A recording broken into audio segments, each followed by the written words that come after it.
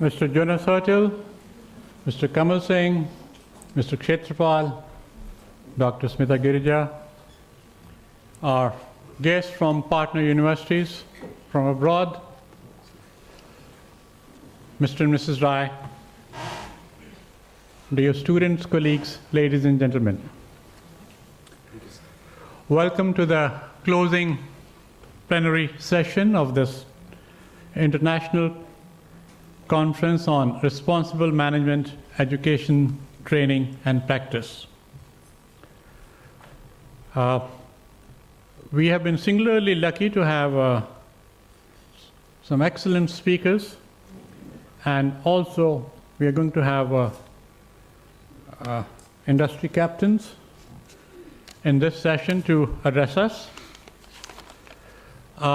Being the last session of the conference, we are trying to keep it about in a short format, about 65 to 70 minutes. And I would request all the speakers to please maintain a framework of about 10 to 12 minutes. We will start with our first speaker for this session is Mr. Samir Kshetrapal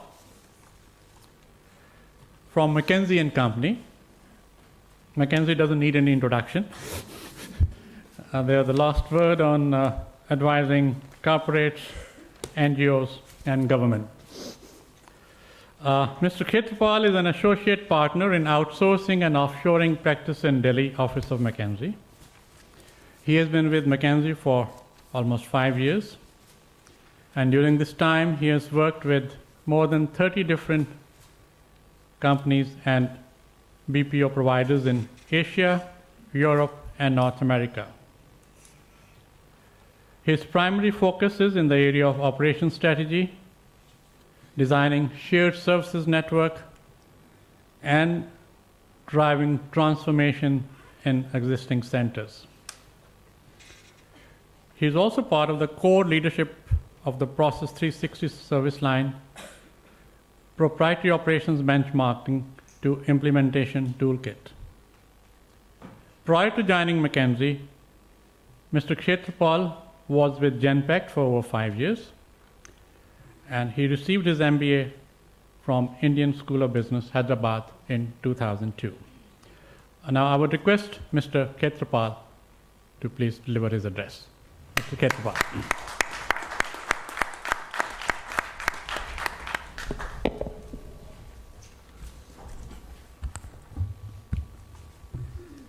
Firstly, thank you for inviting me. It's a pleasure to always go back to any education institution, and especially IIM, where I've in the past also taught a few classes to MBA students. So it's always a pleasure to be here. Thank you so much for inviting me. When I looked at the agenda and the audience, I was humbled, and frankly, when I looked at which are the sessions that I could probably come and speak about, there were very few, and I thank Mrs. and Mr. Rai to invite me in closing ceremony. Practically, it means I don't know much. So, but anyway, I'll do my bit to really talk about what are the lessons that I see successful business leaders that I have learned over the years. And I go back to almost 18 years ago. I joined Hindustan Lever as a management trainee. In those days, it was known for school for CEOs, and there were a bunch of 30 very young, energetic, idealistic graduates out of college like myself. And I've tracked some of the trajectory of those 30 individuals. Right? So that's one data point that I have real data point where I could just draw some learnings from. The second is, of course, McKinsey. It always pushes you to do more every day. And so for all consultants have a framework, in McKinsey we have a framework for how to be successful. So I'll draw these learnings from, I'll draw my learnings from these two places. It is also often in such forums probably cool to talk about Steve Jobs, Narayan Murthy, and those are really the legends in the business. But I am drawing my learning from more mundane people like myself who have to work every day in terms of take a step at a time. So really, in a 30-year span of professional life, about 30 years, we spent 70,000 hours working in a workplace, right? Just a lot of hours, right? Some people are very successful, and some people we believe are reach the top, or some people don't. But from really the framework that we've used in McKinsey is a very interesting one. It's IQ, CQ, and RQ. IQ we all understand, intellectual quotient, very, very well understood. CQ is capability quotient, and RQ is relationship quotient. It just puts things very perspective as we again go to colleges to hire, and we typically hire for IQ, right? We will try and get the best of the breed from the best of the breed campuses, and it is really like a war for talent to get the top 10%, top 20 percentile in any class. So IQ is one thing which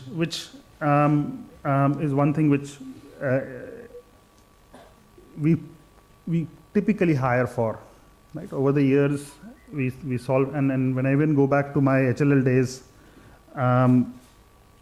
I was asked to solve problems like, can you improve the machine productivity? Can you improve labor productivity? Can you improve the profitability? So you start small, taking small projects, very problem solving oriented, use your IQ, use your engineering business knowledge to solve simple problems every day.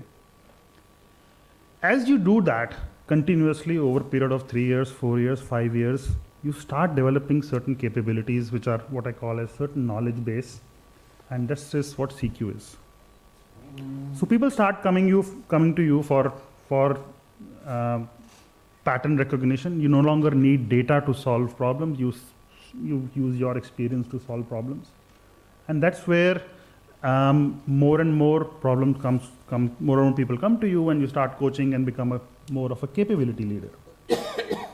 As you grow in the organization, it becomes, you move from capability to relationship, right? And relationship with your peers, relationship with your clients, what subordinates, and you'll see that again, successful people who are leading a department or a function or an organization, they are extremely strong in relationship management.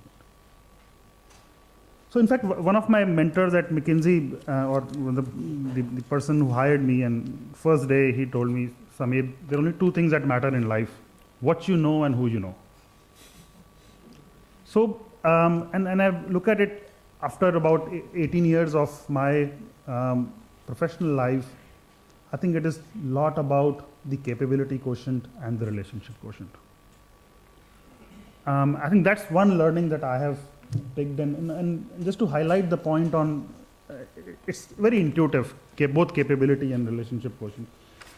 A relationship is very, very hard to build, right? And especially with your peers, right? And I've seen very successful people, when given an opportunity to lead something, they have the most difficult task is to lead your peers, right?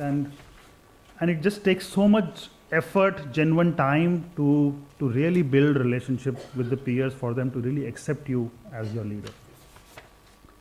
I remember one incident which I like to quote. So there's the current managing director of McKinsey, and when I joined, he was already a senior partner, and so he used to travel business class, we used to travel economy class.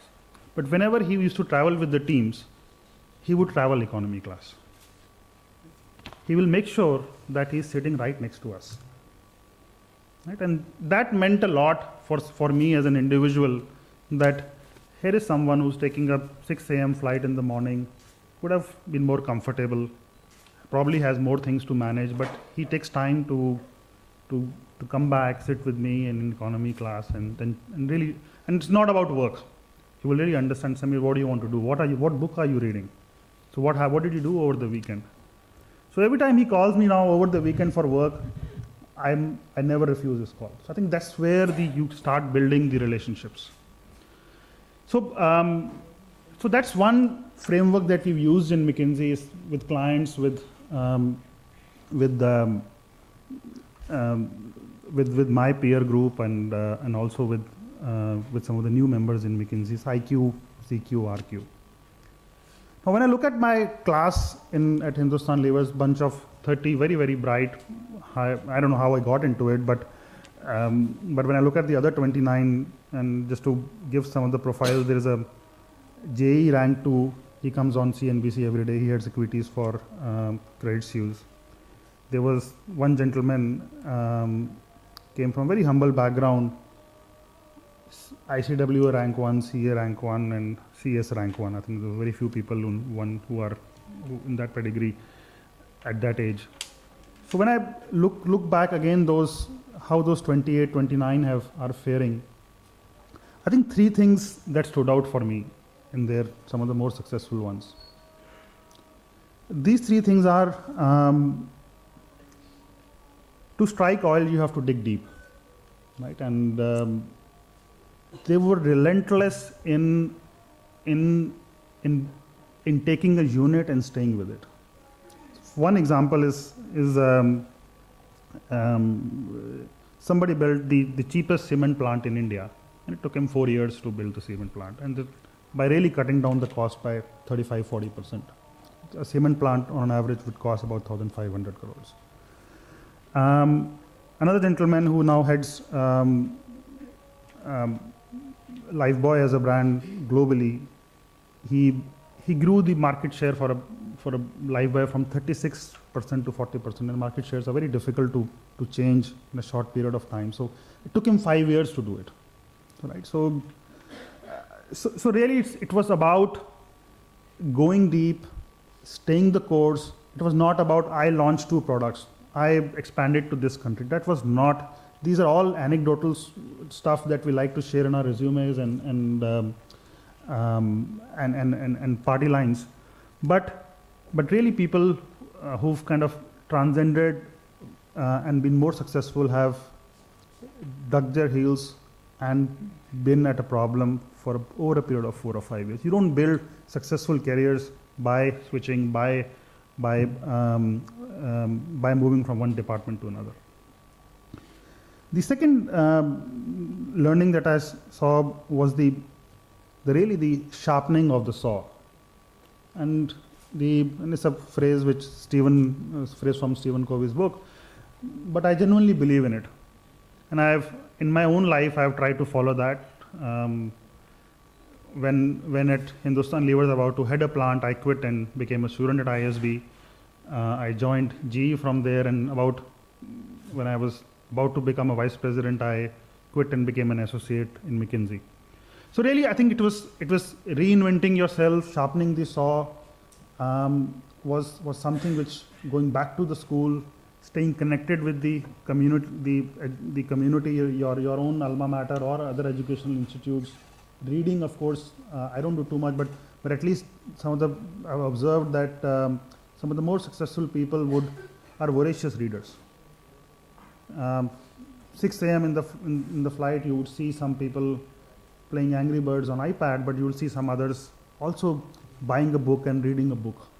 Right? It could be Kindle or whatever, but that's again I see as a habit. Reinventing yourself, reading something is it could be about any movie in India, but at least staying in touch with books is another habit that I've seen most successful people do. And third is, and the last point that I want to make on this one is getting out of the comfort zone. Often we stay in our comfort zone and actually don't achieve much in that comfort zone.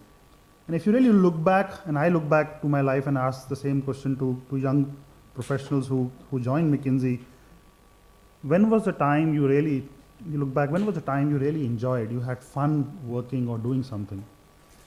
And I can guarantee you that it would be, I went out of my comfort zone. This was something really difficult. I had never done it. So these are the phrases that come really in the first two sentences, that I didn't know how to do it. This was the first thing, I was thrown into it, right? So it's really about getting out of the comfort zone. Often we are given opportunities, pushed to do it, but how proactively we make those choices and get out of the comfort zone is the third learning that I see from my professional colleagues. So once again, to wrap up, I see the clock still has about a couple of minutes. As one kind of progresses in life or in any professional career, the game changes from IQ to CQ to RQ. And I think the focus on what you know and who you know becomes very important to be successful in professional lives. And really the three simple lessons from more successful colleagues of mine is just dig deep. It takes time to build something of meaningful significance, to leave a legacy. Second is you have to continuously sharpen the knife or the saw. I mean, it's not a one-time activity. So getting a formal degree is great, but that's just a beginning. And then the finally being the getting out of the comfort zone is something which do it more proactively. Thank you. Very good.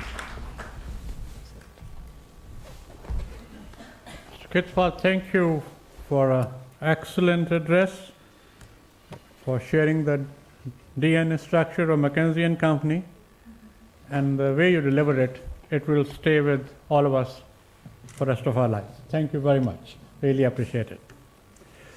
Our next speaker is Mr. Jonas Hertel, Head of PRME Secretariat, UN Global Compact, New York. Jonas is responsible for driving the mission of PRME initiative, that is to inspire responsible management education, research, and thought leadership globally.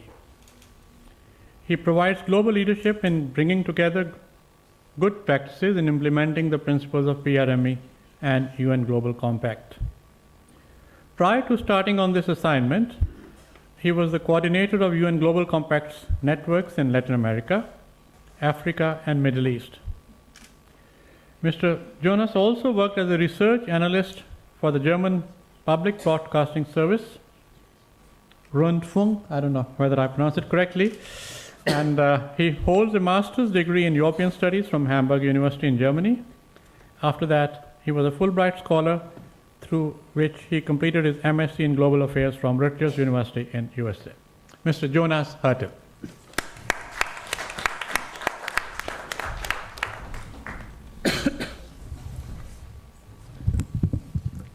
Thank you very much, Rakesh. This long word there in my CV is the Norddeutscher Rundfunk. It's a public broadcasting station. I don't know why it's still in my CV. Thank you very much, Rakesh, and distinguished panelists, everybody. I, of course, had the privilege now to spend 2.5 days with everybody here.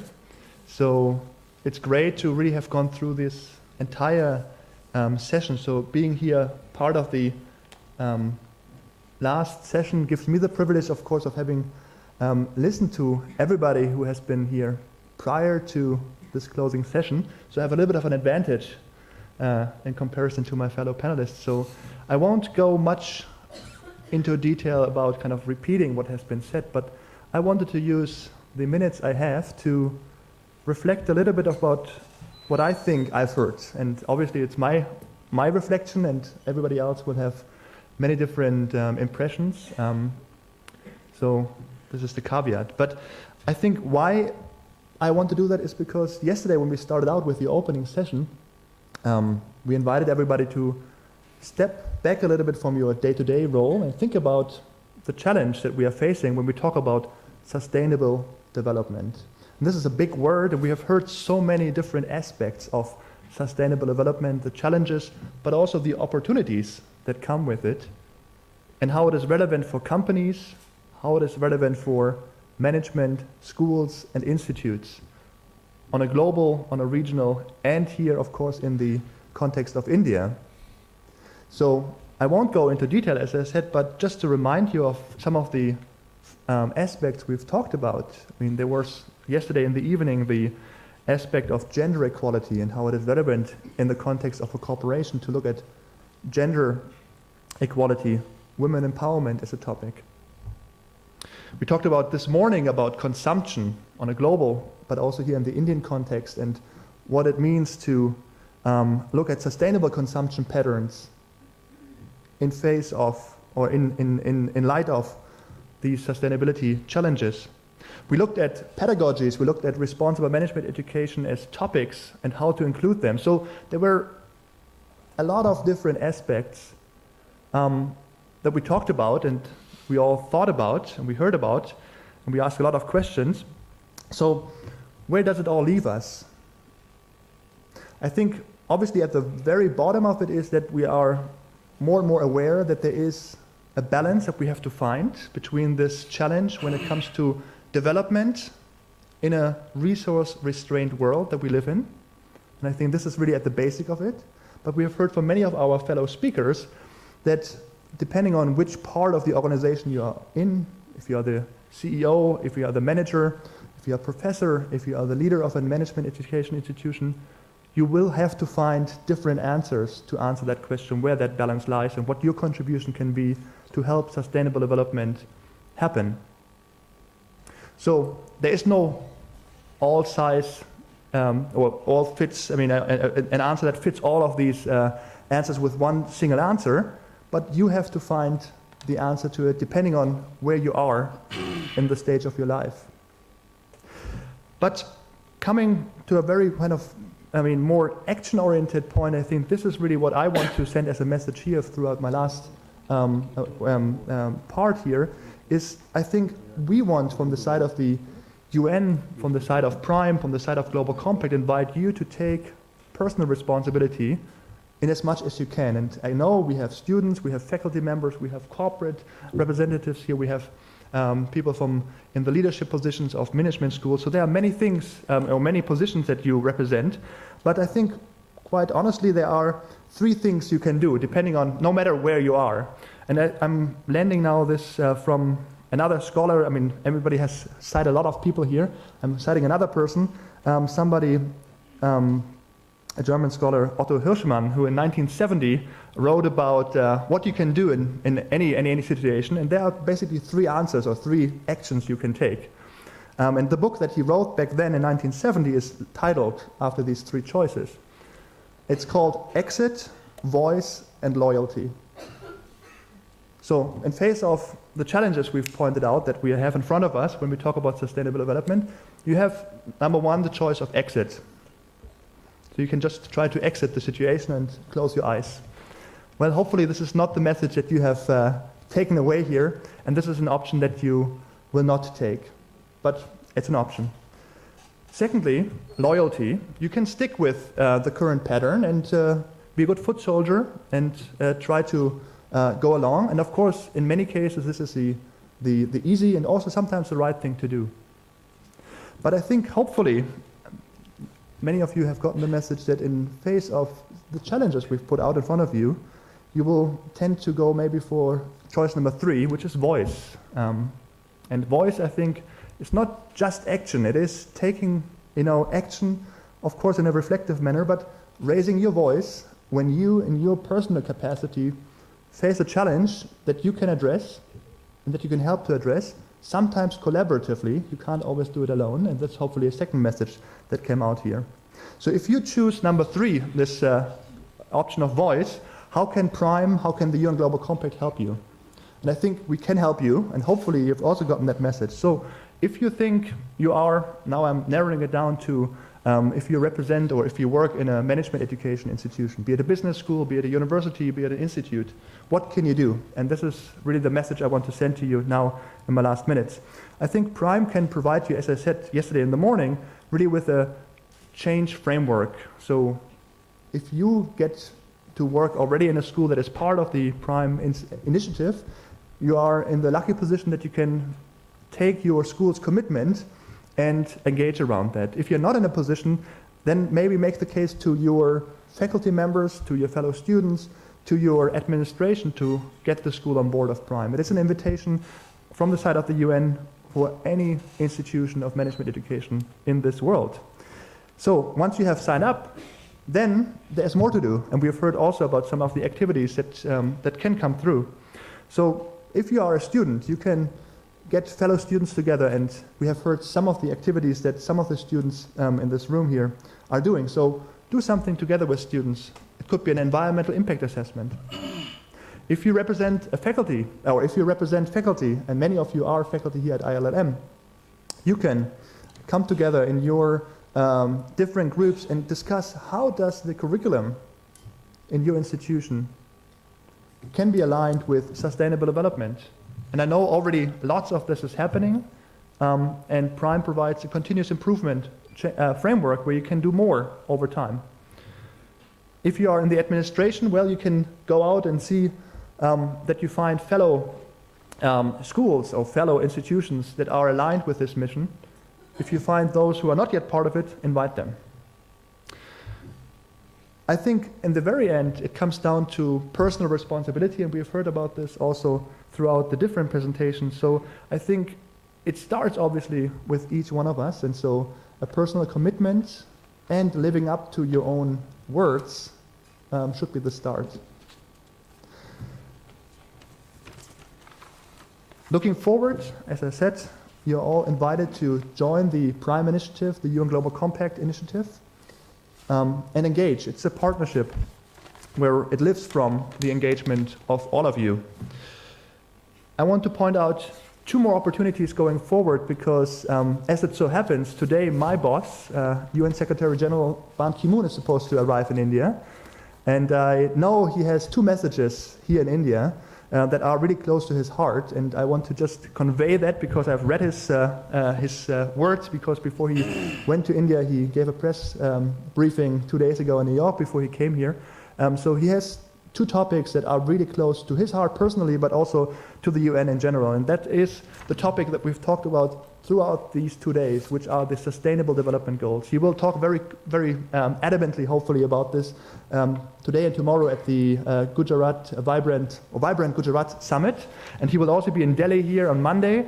So he will talk about the really important task that is ahead of us with the Sustainable Development Goals. And we've talked about this also, of how you as sustainable development champions in your own rights, in your business schools and businesses, can help to support this process, to make it a reality.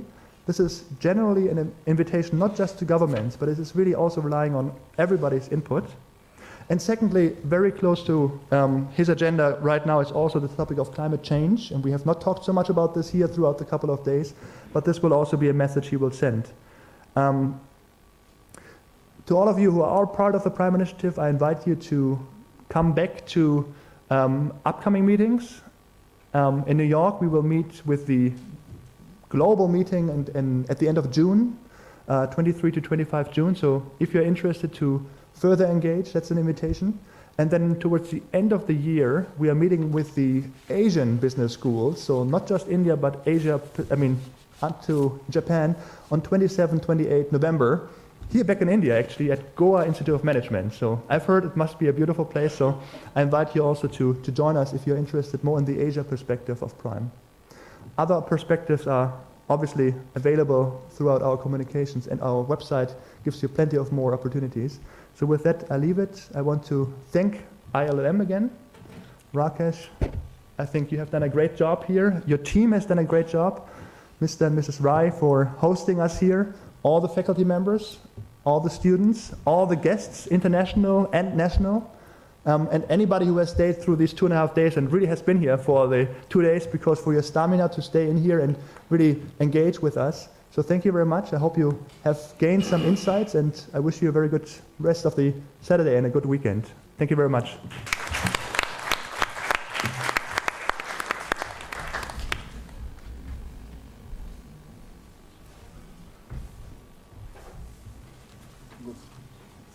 Thank you, Jonas.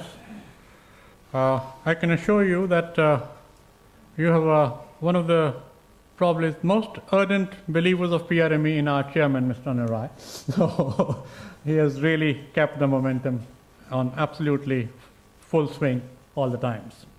Thank you very much for your address. Our next speaker is Mr. Kamal Singh, Director General of National HRD Network. National HRD Network is India's leading human resource professional body. He heads the National Secretariat and manages the affair of network on All India level. Mr. Kamal Singh was earlier with All India Management Association, the apex body of management professionals in India, as Director, Center for Management Development. During his career, he has handled a variety of assignments and has been instrumental for launching a number of new initiatives, both government-related and private sector-related, in area of management. He has been focusing on the areas of management education, management development programs, both in India and outside India. Now, may I request Mr. Kamal Singh to please deliver his address.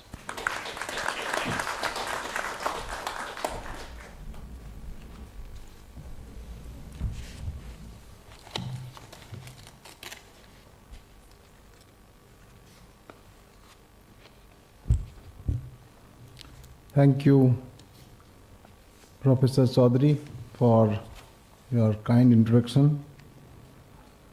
Honorable Mr. Jonas Heitel, Head PRME Secretariat, UN Global Compact, New York. Mr. Samir Khetrapal, Partner McKinsey. Professor Rakesh Chaudhary, Senior Director ILM. Dr. Samita Girja, Director ILM, Mr. Anil Rai, Ms. Malvika Rai, persons responsible behind this initiative, fellow speakers, I see my own friend, philosopher and guide Vijay Rai, and Professor Radha Sharma, I think many others, guests from overseas, participants, invitees, ladies and gentlemen, good evening. It is indeed a great pleasure and privilege to be here amongst such a distinguished audience, especially on being asked to share my insight on a very important subject. Thank you, ILM and PRME, for giving me this honor. Ladies and gentlemen, let me at the outset compliments IILM and all the presenters and speakers for the last 2 days. And I was just few minutes talking to one of the participants. I was really told the deliberation over the last 2 days have been very extensive and quite constructive. The sessions that have been designed by the team are so relevant. I just happened to glance through the schedule when I got that copy. And we really chose the correct themes in our institutional building. We would have done our job towards PRME have we all that we have in the last 2 days deliberated, if you could implement when we go back. I also see the galaxy of speakers from varied interest certainly gives their ideas to all of you. Hence, I'm not going to really bore you with all that what you have already heard. But what I would like to do is to tell you as DG of an HRDN, I pledge total commitment and support to responsible management education and UN's SDG Sustainable Development Goals. let me share with you with pride the first job that I did by being the member of Global Compact Network after taking over as first DG of NHRDL. And personally, I believe, in fact, I had also the privilege of starting this initiative in IMA when I was director there. And that time we were debating the concept of CSR. And we had in our midst Mr. Arun Mehra. And lots of suggestions came how we should start this concept. And ultimately, he gave an idea of a very provocative statement. He said, should we start the first initiative or summit, the death of CSR and the birth of responsible business? Which means after a few years, we realized, post Lehman Brothers, that no business can survive without taking care of CSR, sustainability, transparency, and human rights. And I would like to give two examples here, especially from India.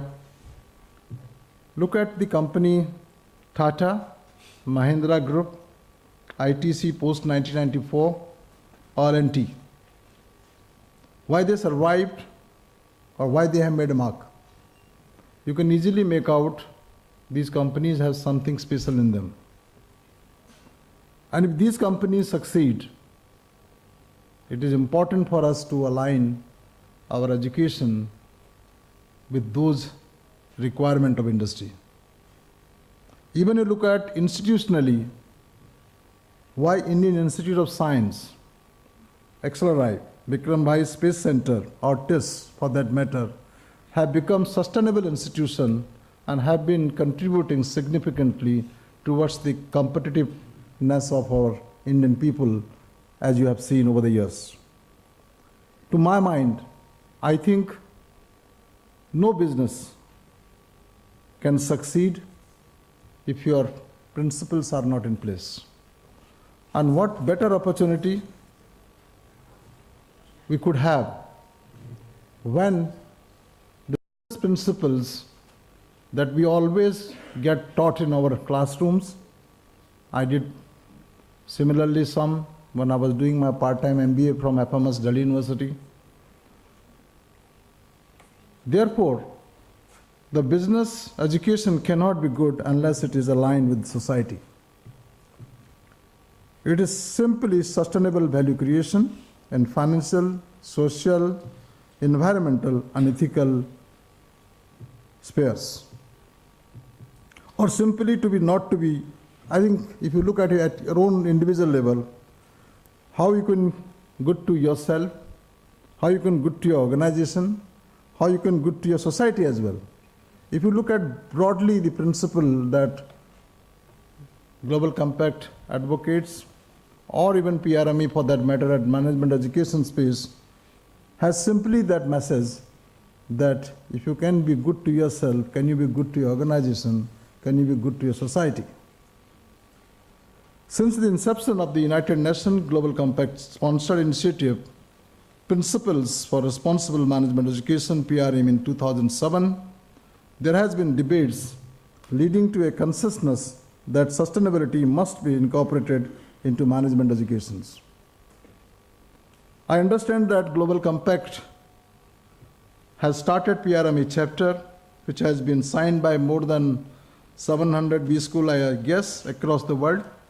And it is therefore equally important all our business schools in India should sign PRME chapters, and eventually this will help us to furnish our details as annual report, their insight, how they are able to contribute toward this cause.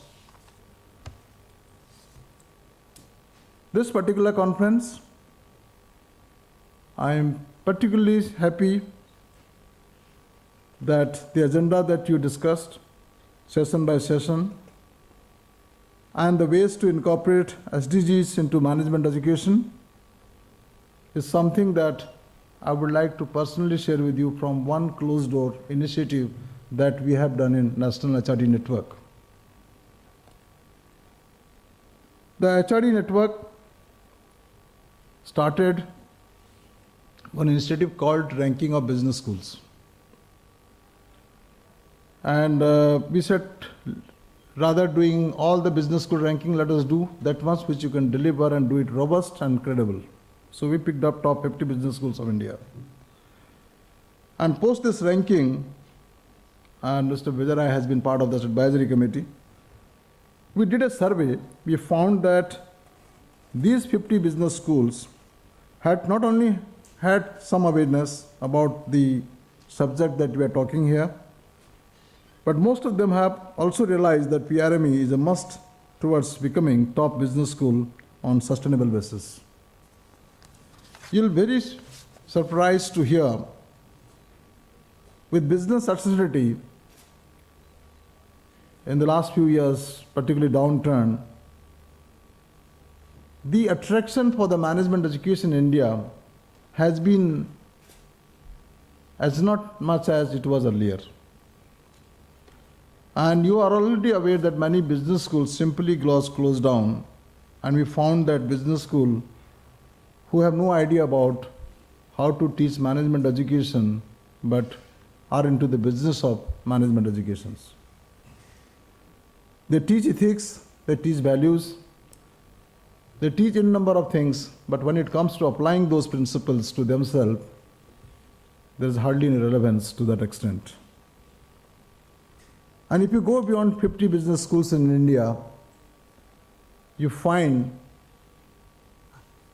either these business schools will survive, or they will follow this principle, or they simply will go by as the storm that you would have seen in the last few years. To me, the 6 principles of responsible management educations are the Bible for making our management education truly suited to the business imperative and needs that we are all talking about.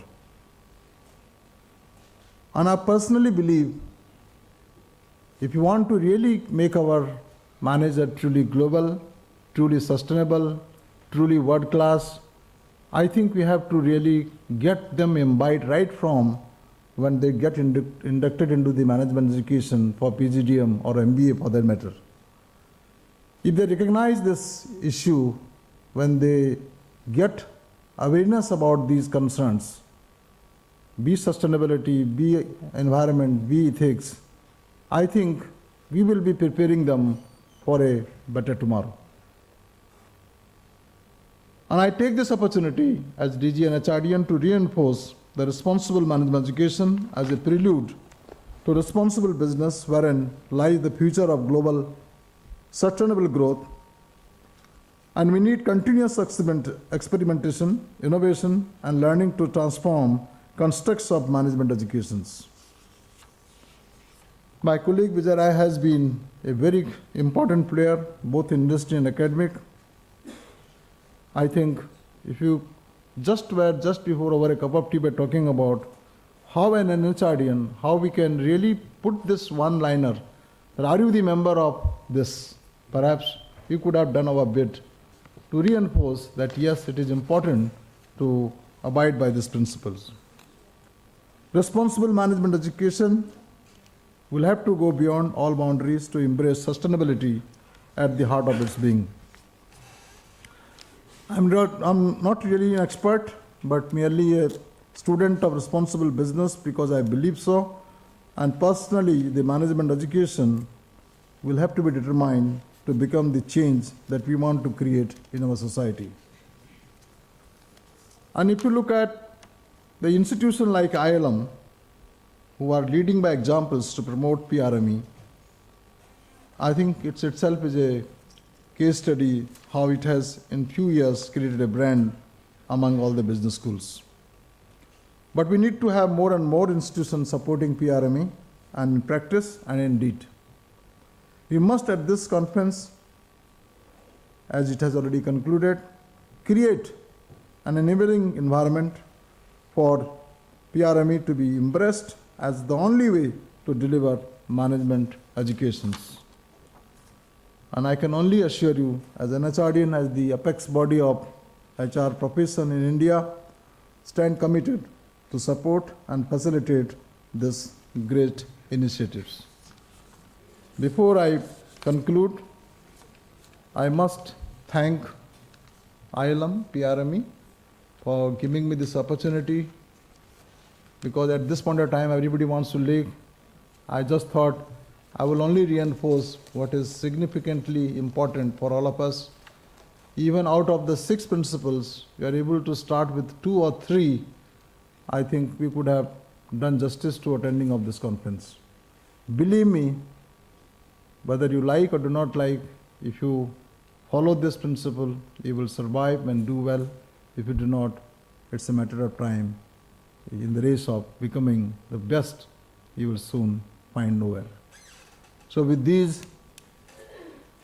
words, I wish you all the best, and thank you once again for the opportunity of being invited here. Thank you, ladies and gentlemen.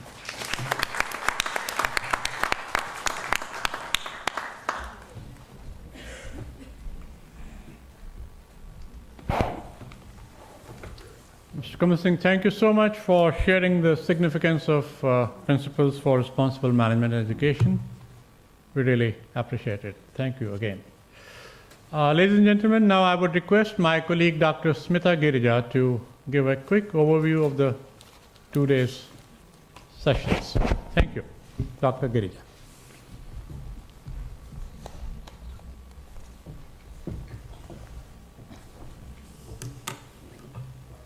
Dignitaries, delegates, colleagues, and dear students. We are at the culmination of our 3-day conference, and being the last speaker, I guess I don't have the luxury of holding you for long. And the winter chill don't make things easy. Nevertheless, I'm entrusted with the task of delivering the summary note, but I promise you, I will try and keep it short. The PRME meet on 8th Jan started with an opening address of Mr. Jonas Hertel, Head PRME Secretariat, UN Global Compact. During the session, Jonas introduced and explained the proposed Sustainable Development Goals of UN Global Compact, which set the theme for the next 2 days of conference. Dr. Raghuram from XLRI, Dr. Guram Gopal from Elmhurst University, Ms. Radha Sharma from MDI, Dr. Preeti Srinivas from ILM shared experience of their institutes in inculcating the responsible management practices in teaching and learning. The day ended with the research paper presentations on the theme of conference. The jury adjudged the paper titled Sustainability and Management Education, Exploration and the Interrelationship Between the Dimensions from Stakeholders' Perspective by Mr. Ankur Roy as the best paper. In day 2, the opening plenary commenced with an address by Mr. Jonas, who touched upon the importance of maintaining a right balance between economic and social goals. It was followed by the keynote address by Mr. Jess Dutton, Deputy High Commissioner of Canada to India, who shared the deep commitment of Canada in promoting sustainable development both nationally and internationally. According to him, to face the challenges in pursuing SDGs, it is imperative to have a long-term vision by companies and governments. The subsequent special address by Mr. Bhaskar Chatterjee, Director General and CEO, Indian Institute of Corporate Affairs, stressed on the requirement to expand the scope of responsibility to include several stakeholders such as community, employee, nation, and globe for sustainable development. The first session of day 2 was on inclusive, equitable education and lifelong learning. The deliberations and discussions revolved around the concept of lifelong learning and its links linked to Vedas and religious scriptures. The session also emphasized the importance of experiential learning. The major takeaway of the session was the realization that we should move from egocentric decision-making to ecocentric decision-making to attain sustainability. The panelists included Mr. Anurag Batra, Chairman, Business World and Exchange for Media, Professor Raghuram from XLRI, and Mr. Jonas. The second session was on skill development for employment and sustainable economic growth. The panelists included Mr. Dilip Shenoy, MD and CEO of NSDC, Mr. Pradeep Kashyap, founder and CEO, MART, and Mr. Deepak Vora, advisor to Prime Minister of Kenya.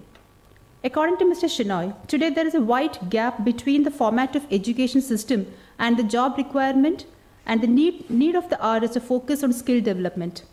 Mr. Pradeep Kashyap, during the panel discussion, shared the challenges of identifying the kinds of training that may be required to train the artisans, craftsmen, and masons in rural India. Mr. Vora, in his address, stressed upon the need of sustainable employment for sustainable development by quoting examples of few African economies. The final session of day 2 was on role of responsible management in gender equality and women empowerment. Ms. Shabnam Siddiqui, Project Director, Global Compact Network India, enlightened the audience about the various women empowerment principles launched by the UN Global Compact and how full incorporation of women's capacity into labor forces would increase the national growth rates. The second panelist, Dr. Radha Sharma, pointed out the role of responsible business community in formulation of women empowerment goal. Day 3 of the conference started with session 4 on rethinking consumption. The panelist, Dr. Gopal, reiterated the fact that there should be a conscious effort to reduce current consumption for sustainable growth. The next speaker, Mr. Nitin Seth, country head Fidelity, was of the opinion that essence of happiness is spirituality rather than increasing materialistic needs. Session 5 on framework for responsible management education, Professor Sudarshan Padam, former Dean Academic Staff College, discussed the importance of a framework that incorporates governance, value systems, sensitization, research, and skills.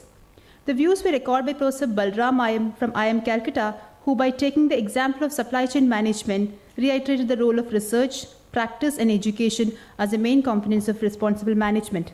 Professor Rakesh Chaudhary, the third panelist, suggested that the free flow of information and balance form an important component of responsible management.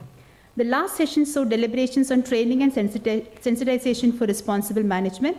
The panelists included Mr. Raj Nehru, HR Director, Concentrix India, Professor Shailesh Gandhi, Professor IIM Ahmedabad, and Mr. Vijay Rai, CEO Powercon. The deliberation of the closing plenary on how to embed responsible management practices in corporate sector are fresh in our minds and needs no elaboration, so I'm not going to discuss that in detail. I would like to thank Mr. Samir Khetrapal, Mr. Kamal Singh, and Mr. Jonas for the insightful deliberations during the closing session. Let me also share some of ILM's latest initiatives in this direction. ILM, with a vision to be a leader in value-based management education, endeavors to create and spread the need for responsible and compassionate humans for better, sustainable, and inclusive world. We are attempting to do this by encouraging research initiatives to document and identify such individuals and business across the globe who strive to make a meaningful impact on lives of others. In this context, we are extremely pleased to announce the launch of the first IILM Research Awards in Responsible Management 2015. We are inviting case studies and articles about the individuals or companies who have made a difference by being responsible.